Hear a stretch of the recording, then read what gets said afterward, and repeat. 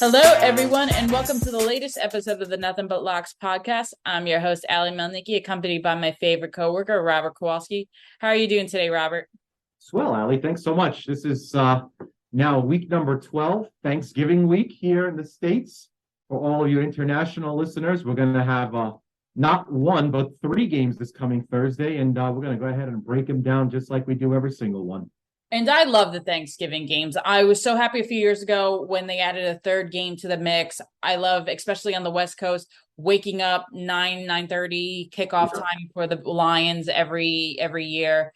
You have our Giants playing in it this year. So while I'm not thrilled that they're playing on Thanksgiving, because usually I like to just enjoy games and not be totally stressed out about them, Yes. still I'm happy to watch my team play. So let's get right into it because we have a lot to cover between the Thanksgiving games, some marquee games that are going to be on Sunday, and then the rest of the lineup.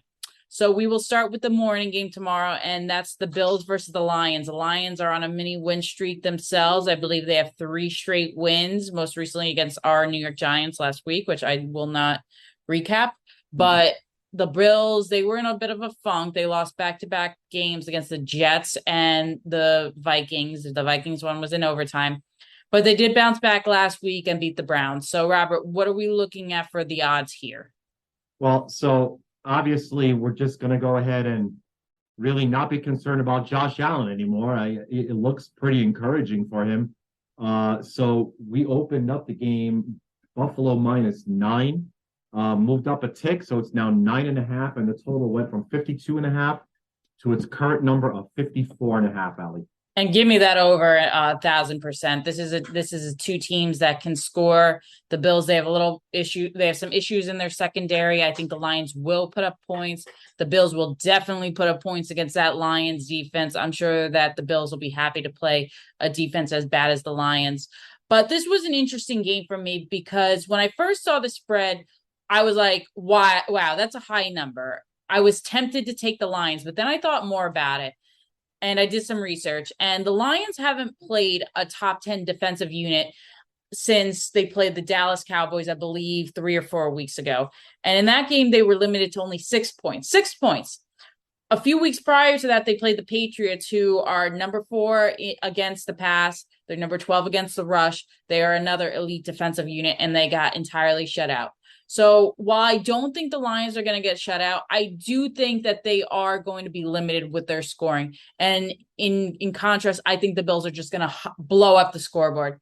They had the fortune of not having to travel on the short week. Remember, they did play in Detroit on Sunday because there was a snowstorm in Buffalo. So I think that the fact that they've just been camped out in Detroit has really helped them get rested and not have to worry about traveling. Whereas the Lions actually did have to travel. They had to come back from New York. So I'm going to lay the high points here. I know it's a lot. I know it's tempting to take 9 points with teams like the Lions, Robert, but I'm siding with the Bills on this one. How about you? Much like a couple of weeks back when Buffalo played Green Bay at a big number, I thought that Green Bay had a chance to come in late and cover the number on a back door. I think the same thing may happen here. The way I projected this game in my head is Buffalo jumps out to a big lead. But what I see here is just a couple of injuries here on Buffalo that came up very early this morning that are, oh, look, I'm not talking about Buffalo losing here, but I am seeing a similar layout in the way the result may go with this matchup here on the first game for Thanksgiving. What I see is there's a couple of key injuries on Buffalo's defense that makes me think that it might be a little bit easier than what Buffalo has typically been giving up. And I think that Detroit might be able to come in within about 24, maybe 26 points in this game. And that's probably going to happen when they're down a lot. Right. And they're going to be allowed to, go ahead and give themselves a little bit of a breathing room for Goff. And so I think that Detroit, look, we're not here to talk about what the number could be at 9.5. It's sort of appealing for me to take plus 9.5. If it were to go to 10, I definitely scoop up Detroit as a play at plus 10 at home for Thanksgiving. But right now, 9.5, maybe a little bit of a pass. But if there was a side for me, it would be on Detroit. Yeah, it was tempting to take the 9.5. And you made a good point because if it was 10, then I probably lean Detroit. 9.5 is an interesting number because it's still technically it's still a two-score game, Yep. but you're not going to get there as easily. So I I know there's always that risk of a backdoor cover, but I hate relying on a backdoor cover. It's one of my biggest peeves when it comes to betting that I have to rely on a backdoor cover because a lot of times it doesn't work. A lot of times teams get desperate, and instead of kicking that field goal if they're down by 14, they're going to go for that touchdown, and then they're going to fail on fourth downs, and you don't get that cover. So I think that the Bills are just a far superior squad. I think their slump is over. I think they show up in prime time. I think Josh Allen wants that turkey leg. He seems to be getting back to 100%. Yes. I don't see the Bills scoring any less than 35 points in this game, probably more. So I'm going to lay the points. It's risky, but I'm going to go ahead and lay them. Okay. Let's move on to the next game. Obviously, I want to talk the most about, and that's the Giants and the Cowboys. And I don't even want to begin to talk about the injury report for the Giants. I'll let you do that because it's extensive. But Robert, what are we looking at for the odds here? I opened it up high, but clearly not high enough. I was the first 9.5 early at the start of the week. With Dallas, the total was 43.5. So they got bumped up to 45.5. And now here we are, Dallas, double digit, 10-point favorite, hosting the New York Giants. So this is a stance, again, bias aside, but it is a division matchup. I love getting double digits in division rivalry games. And the Giants Cowboys is a true division rivalry game. It's not like when we talked about Monday, the Cardinals and the Niners. That's not a real rivalry. Cowboys Giants is a rivalry. The Giants will step up and at least cover on this one. I'm not going to go so far as to be a fan and say the Giants will upset them.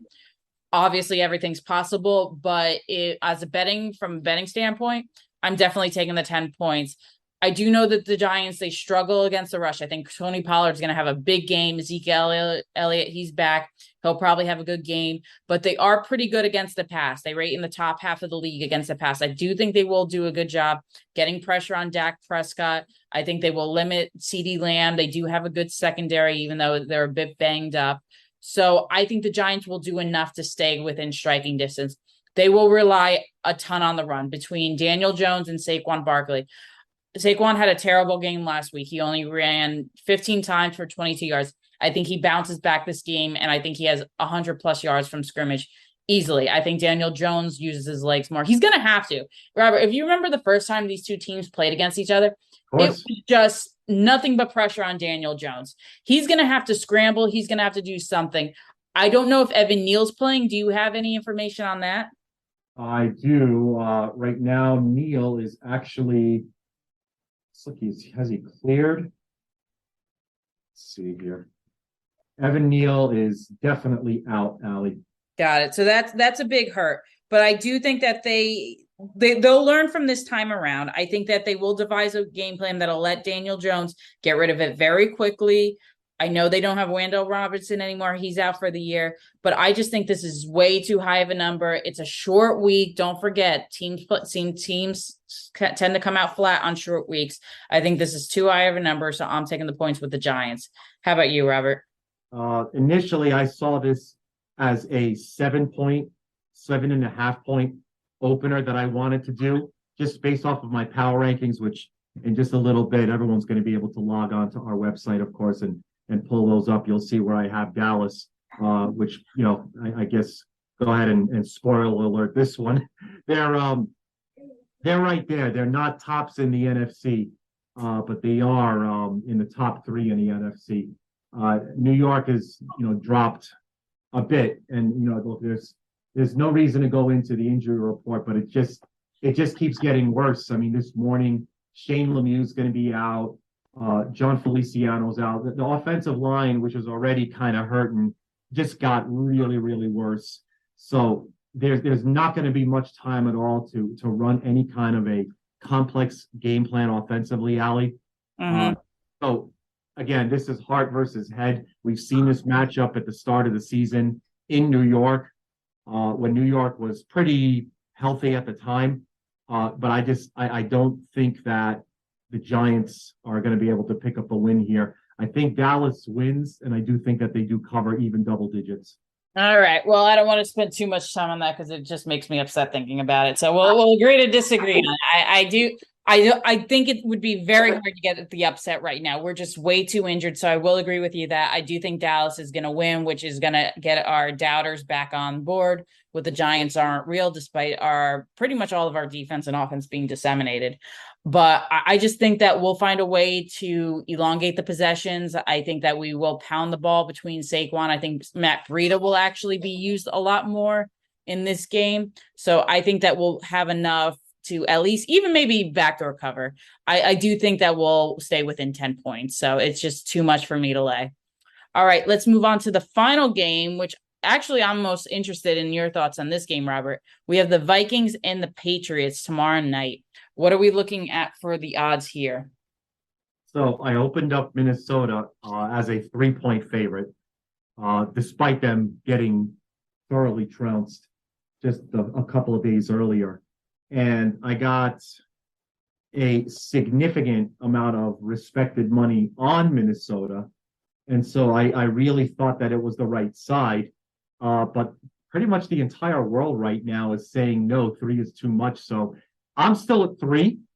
Everyone else is New England only catching 2.5. So officially Minnesota 2.5 and the total 42.5, Ali. Yeah, and I'm happy that in my pick'em leagues, both of our spreads locked the other night, so I do get the 3 points. I think the Patriots win this game outright. I think that their defense is very underrated. I mentioned earlier in the broadcast how they rank fourth against the pass, I believe, and 12, fourth against the pass and 12th against the run. We saw what the Vikings can do. The Vikings do against very good defenses. They just struggled against the Cowboys. I know they defeated the Bills the week prior, but the Bills had some injuries. And remember, their secondary isn't that good.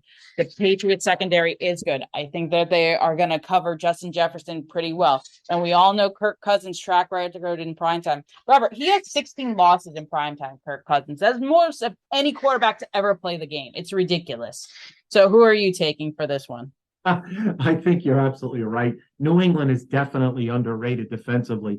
At a 6-4 record, I don't know if anyone had them, uh, you know, basically achieving what they've already done, much less what their trajectory is, as we discussed at the start of this week. Heck, they look like a playoff team. Could they get to double-digit wins? I guess that's really the question. But their defense is absolutely carrying them, whether it's Zappy or whether it's Mac Jones behind the helm right now. So from an injury perspective, nothing really jumps out. Everyone's kind of healthy coming back for this game. Andrew Booth, he's he's actually questionable now with his knee injury that came early this morning, but nothing really else stands out. So I've got a feeling that New England could probably keep it close. Mm-hmm. Should they continue running the ball the way they have successfully, they'll win this game. And right now, Minnesota has showed a great susceptibility to the run game. Right. So for that reason, I'm going to jump alongside with you here, and I'll take the 2.5 points with New England.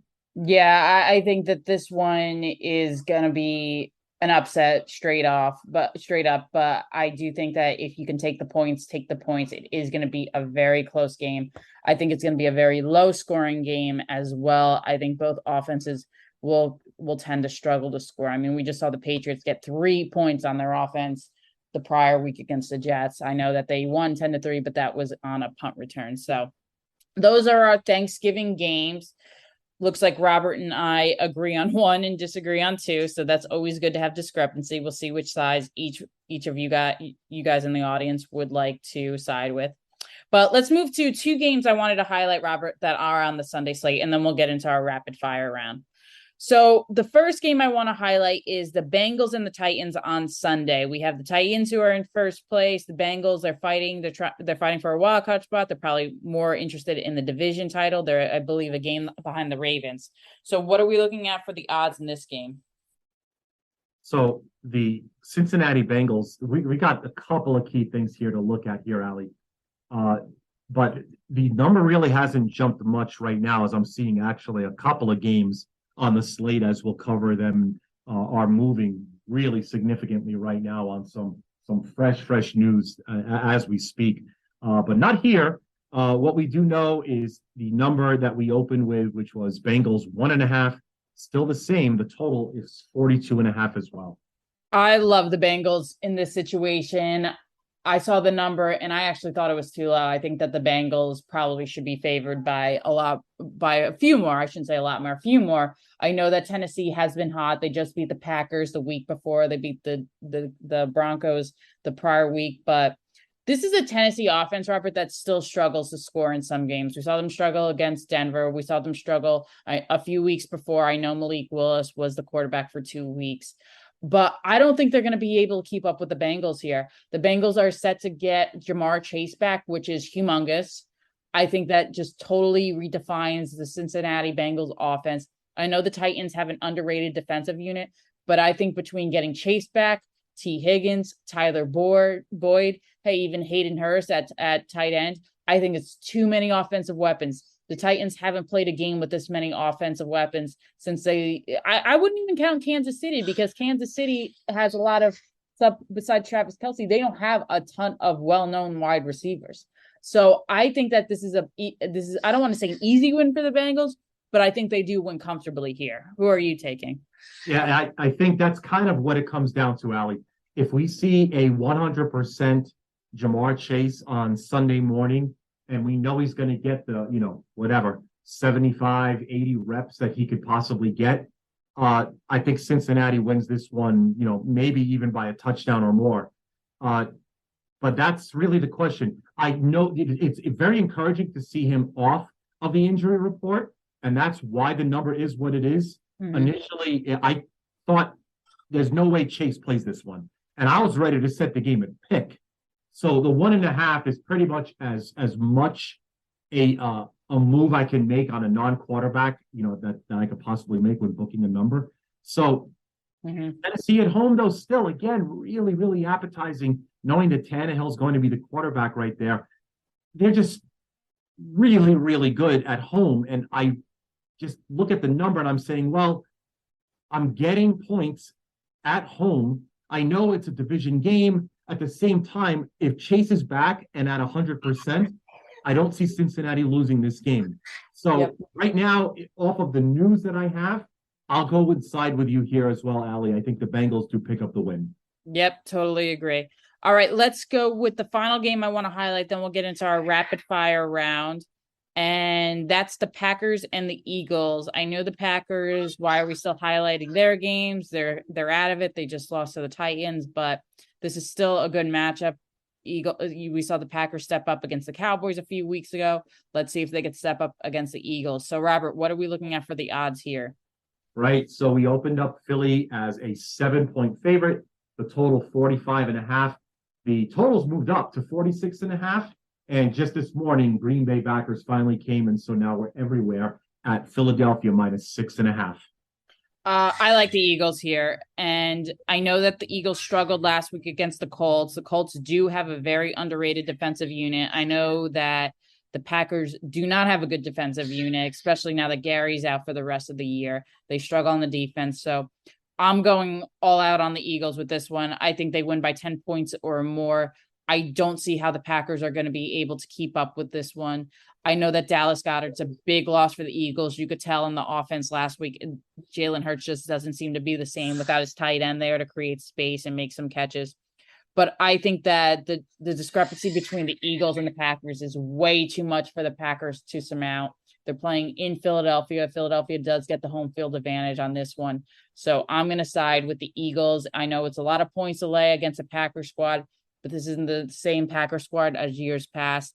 I think that the Eagles cover this one. How about you, Robert? Yeah, with Dallas being, as I mentioned, one of the top teams in the NFC, Philly is actually right there alongside with them. Green Bay, we talked about the schedule that the Green Bay Packers were going to have going down the stretch and what number they would need to do. They needed to basically win out to make a playoff spot here, and it's not going to happen. I've got this number pretty much pegged right where it's supposed to be.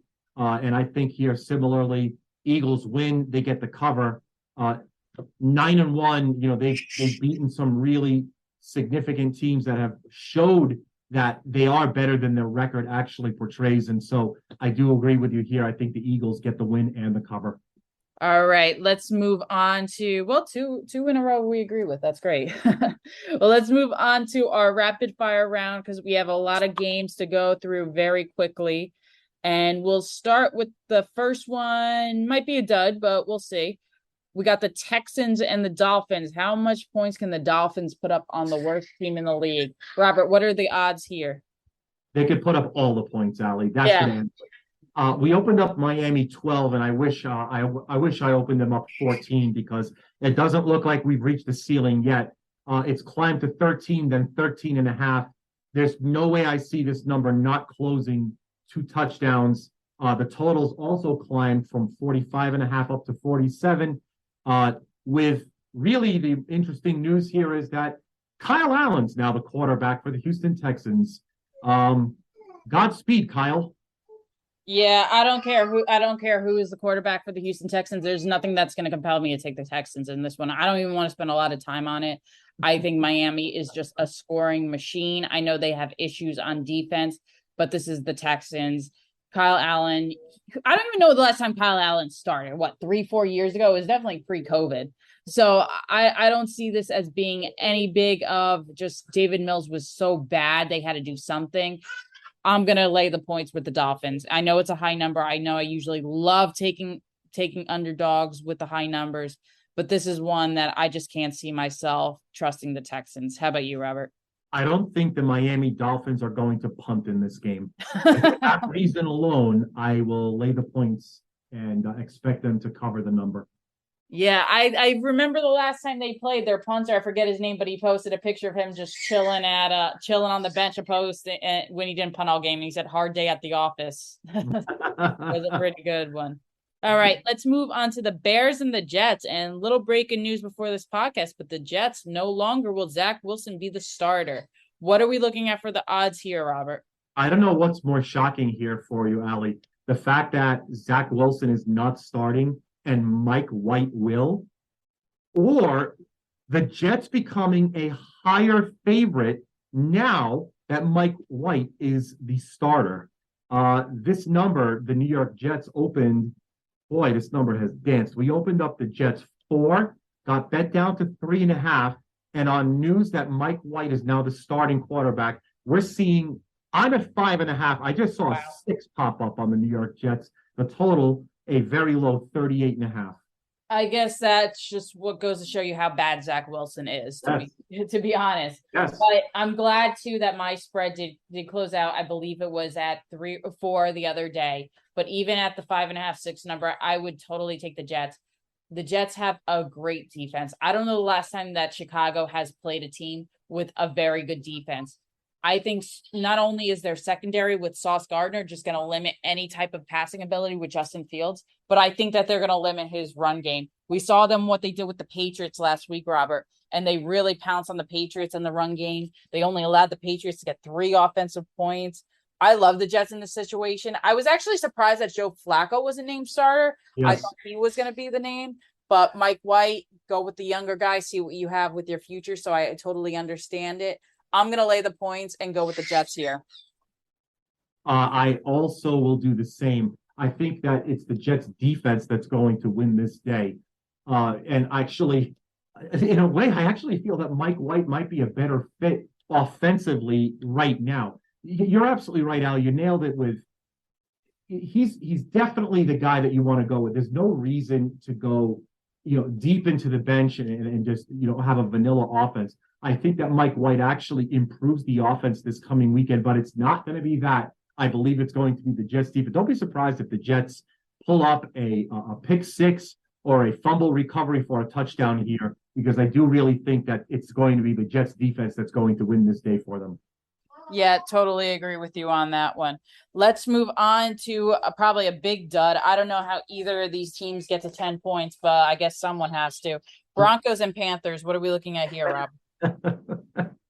Yes, exactly. Because we have to. 6 wins combined among these two teams. This number hasn't moved because no one seems to care. I've got Denver as a 2-point favorite with a total 36.5.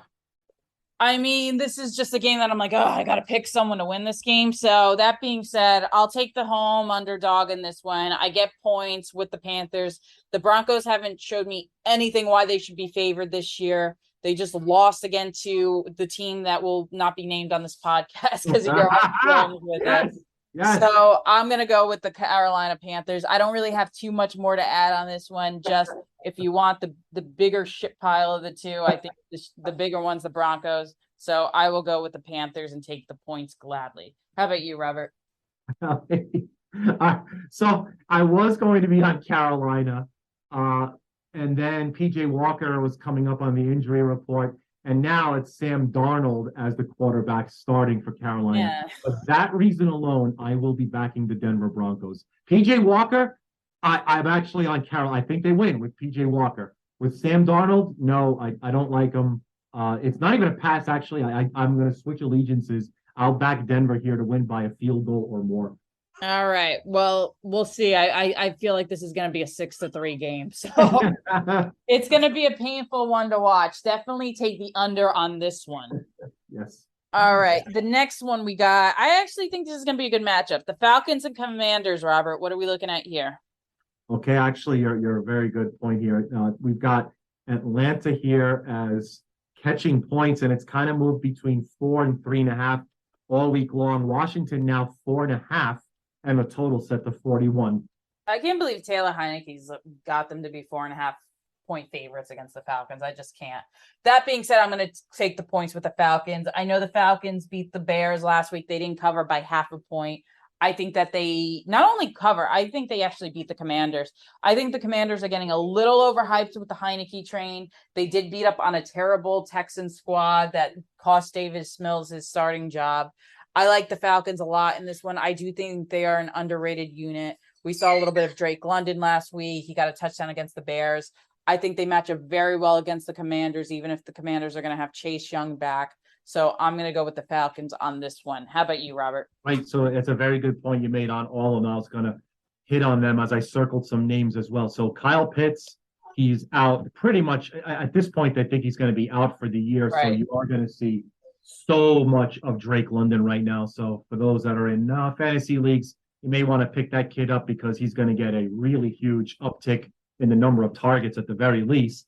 But the problem is how much time will Mariota have to throw this ball?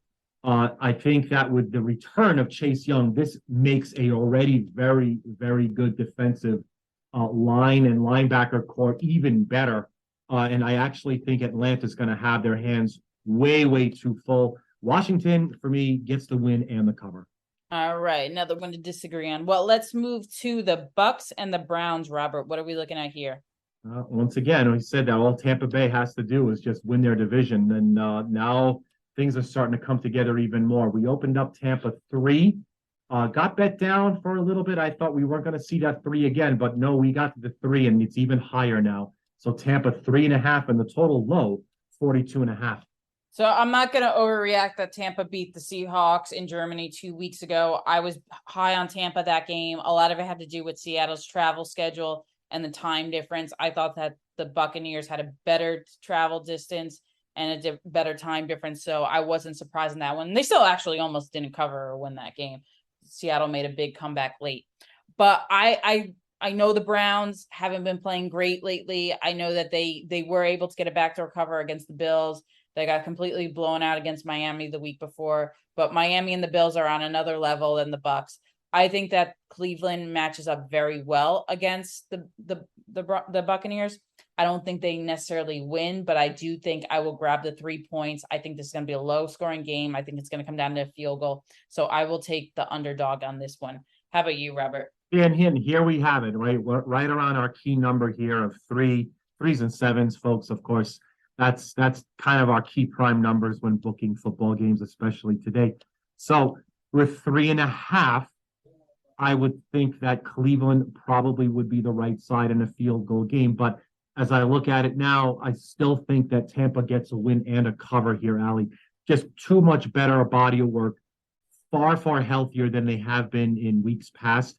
Cleveland still really, really struggling. And I still think that they're starting to think about, with 3 wins and 10 starts, they're thinking about, what life would be like with Deshaun Watson. So I don't know if they're going to still find their way to, some open leads, with the passing game. And if the passing game isn't going to open up things for Chubb, it might be a very, very long day. So with that said, I think Tampa does get the win. I think it's probably somewhere maybe 24, 26 points for Tampa. I don't think Cleveland cracks 20. Well, we'll see on that one. It's funny. Last week we agreed on just about every game. This week we disagree on just about it. Funny what one can make the difference. Let's move on to the Ravens and the Jaguars, Robert. What are we looking at here? Okay, so Baltimore is at Jacksonville here.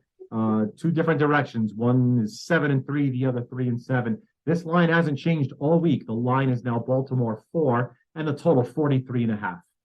I know it's tempting to take Baltimore here, especially I think they will bounce back after how poorly their offense performed against the Carolina Panthers last week. But I do like taking the points with the Jaguars. They did have a bye last week. I think having some rest allowed them to get a little healthier. I think that they have an underrated offense. While I'm not high on Trevor Lawrence, I am high on Travis Etienne. I think he will bode very well against that Ravens defense that seems to sometimes to slide from time to time. I think that Travis Etienne will expose them. I think that Christian Kirk will probably have a big game receiving.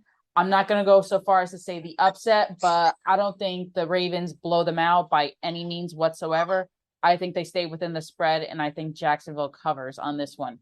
How about you, Robert? Yeah, exactly. You nailed it. The game plan for Jacksonville is just that: ball control and keep the ball away from the Ravens, who do that very well. The Jacksonville Jaguars injury report hasn't been this clean since preseason. They look very, very healthy coming into this game. I do think that they could keep this within a field goal. I'm going to side with you, Allie. Jacksonville +4. All right, let's move on to the team who must not be named versus the Seahawks, Robert. Seattle is just a beautiful city, aren't they? The Seattle Seahawks opened as a 4-point favorite, a little bit too high of a ceiling right there. So the number is now Seattle -3.5, and the total 47.5. Yeah, I hate to say it, Robert, but I just think that's too big of a number for me to lay with Seattle. I know that they have a much better record. I know that the Raiders have been struggling all year. They did manage to come back and win in overtime last week against the Broncos. I don't think they win here, but I do think they do enough to cover. I like that. I like Devontae Adams to have a big game against Tariq Woolen. I think he's going to be the hardest receiver that he's covered all season. I think that they'll at least cover. The Raiders will. How about you, Robert? Hunter Renfrow is going to be out for the year. Darren Waller looks like he's going to be out for the year. I think the Seattle Seahawks win by exactly 100 points, Allie. No bias here. No bias here. All right, let's move on to the Cardinals and the Chargers. Yes, Cardinals and the Chargers. What are we looking at here, Robert? So, right, as I was kind of delaying my cadence at the start of this episode, it was because of some really significant line moves that were popping up, not only on the Jets-Bears game, but on our game right here, the Chargers and the Cardinals. So it definitely looks like Kyler Murray is going to be playing now. He's been upgraded to probable. His hamstring injury looks like it's healed. I don't know if he's going to be 100%, but he will be healthy enough to play. And so thanks, Colt McCoy, for keeping the seat warm. The number now, which was 4.5, even as high as 5 with the Chargers, now down to 3.5, and the total is now 48. I really like the Cardinals in this game. Even if Kyler Murray didn't play, I think the Cardinals would have bounced back against a Chargers defense that's just not good whatsoever. Kansas City just completely bulldozed over them the other day when they played on Sunday Night Football. It's one thing to face a 49ers defense that is near the top of the league. It's another to go to face the Chargers defense, which is near the bottom of the league. I'll gladly take the points with Arizona here, Robert. How about you? Right. So I wanted to see one full week of Mike Williams and Keenan Allen together so we could get some kind of reps and see exactly what the Chargers could do when they're healthy with their key players. Well, Mike Williams left last game, and now he's questionable versus Arizona because, of course, they are. Gerald Everett also has a groin injury. This team just can't stay healthy. I don't understand how this could be so cursed. Uh, when the line moved to 3.5, I said, you know what? Maybe, maybe laying the points is a good idea, but now it just doesn't seem right. And with Arizona returning home, and now with a Kyler Murray that's going to start the game, I do think that even 3.5 is going to be enough of an appetizing plate to grab with Arizona. So I will grab 3.5 even instead of 4.5. So I'll definitely back Arizona here as the home dog. All right, let's move on to the Saints and the 49ers, Robert. What do we got here? Yeah, this one is pretty much all the Niners right now, all the time. We opened them up 8, immediately got popped right up to 9, and the total 42.5, Allie.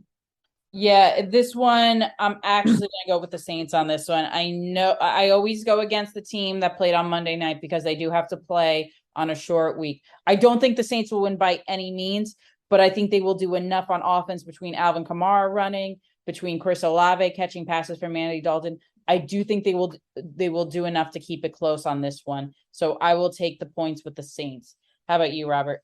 Yeah, I do think that, at the very least, we can probably see the Saints pull off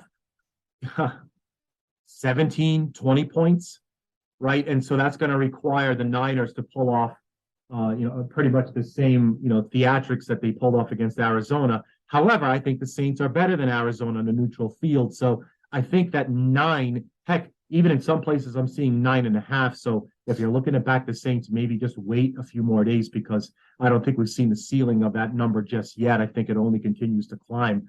I think the Saints catching the points here is probably the right side. The Niners, you're absolutely right. They have to return from Mexico City and then, have basically get their feet back on the ground since it's so high up in altitude. I think that the Saints will probably keep this one a little bit closer than double digits for me. Yep, I totally agree with you there.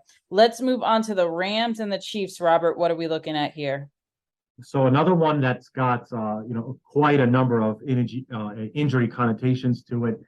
This one opened up Kansas City 14.5, and the total's 43, Ellie. Do we know, is Matt Stafford playing or is he still in concussion protocol? He is in protocol. He is questionable to start on Sunday. So if he were to start, I would give the Rams a little more credit. If he doesn't start, I don't think there's any way they come within 14 points of Kansas City in this game. So I'm going to lean Kansas City because I don't think Stafford's going to be 100%. The Rams shouldn't rush Stafford back. Their season is finished. There's no reason to trot him back out there. So for now, I'm going to take the Chiefs. It might change if Stafford's 100%, if we know he's a full go. But as of now, I'm operating under the assumption that Stafford will not play. So I will side with the Chiefs for now. It might change, but for now, I'll side with the Chiefs. How about you? Yeah, I am not going to change my stance here. I think that if there's ever been a white flag raised on a franchise, it's got to be the Rams here.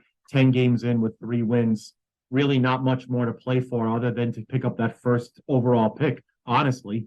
So 14.5, you're asking for them to, the Kansas City Chiefs to score 2 touchdowns better or more to cover the spread. I think they actually get there at the half, Allie. I think Kansas City wins this one in a huge rout. Yep, totally agree.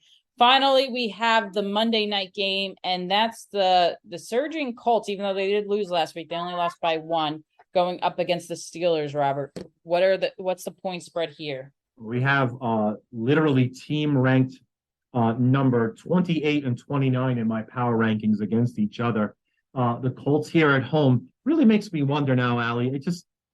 Look, they didn't beat the Colts. They didn't beat Philly, but what if they did? Sure. Are we just pretty much just saying, that head coaching literally doesn't matter? Because you can't tell me this is Saturday. No. It's not him. There's no way it's him, right? They stuck Matt Ryan in there, the original quarterback that they wanted them. Allie, we were talking about them in the preseason when we were doing season win totals as them easy, clear-cut winners for the division. right? Yep. And at 4-6-1, I mean, I don't know. I do know this though. They are a better body of work than the Steelers, and at 2.5, Allie, way too small a number. I think the Colts get the cover here easily. Totally. I can't agree with you more right there. It's tempting to take the Steelers, but we saw how they didn't cover against the Bengals last week. I do think that there's something about Kenny Pickett. I think that he does have a future ahead of him, whether he's the long-term solution. I don't know, but I have been impressed with his body of work. I do really like the Steelers defensive unit with TJ Watt back, Yeah. but I do think that the Colts have some bit of a resurgence. I think that they could easily beat the Eagles last week if they didn't falter at the end. I'm going to agree with you, Robert. I think this is too low of a number. I think that being at home, maybe it would be different if they were playing in Pittsburgh, because Pittsburgh plays very well at home. But I'm going to ride the Saturday unit into Sunday, and I'm going to go and pick the Colts with you. Well, actually, they play Monday night, but still, I'm going to go with you and pick the Colts. I, I really, really wish they played on Sunday because boy, oh boy, did that sound good. It did, and then I had to and then I had to think about it, and I was like, oh, that's the Monday night game. But okay, well, Saturday can become Monday. Give everyone a little bit more of a weekend. Yes, How about yes. that? Especially everyone will be eating leftovers on Thanksgiving. So that is our episode for this week. I want to wish everyone a very happy Thanksgiving coming up. I hope you all enjoy the games tomorrow, the long weekend. Eat as much as you can. This is the one day of the year you could really splurge, kind of like for kids with Halloween and candy. But before we sign off, Robert, any bits of advice or thoughts to share with the audience? Yes, do not fry your turkey, especially if it's frozen. Let's not do that. That will lead to a very sad Thanksgiving. And just enjoy the day. It's going to be a fantastic weekend, and especially with Thursday football, get together with your family and friends. Enjoy the family, most importantly, and we'll see you back here again after this week's chock full of more fun. Couldn't have said it better myself. Take care, everyone.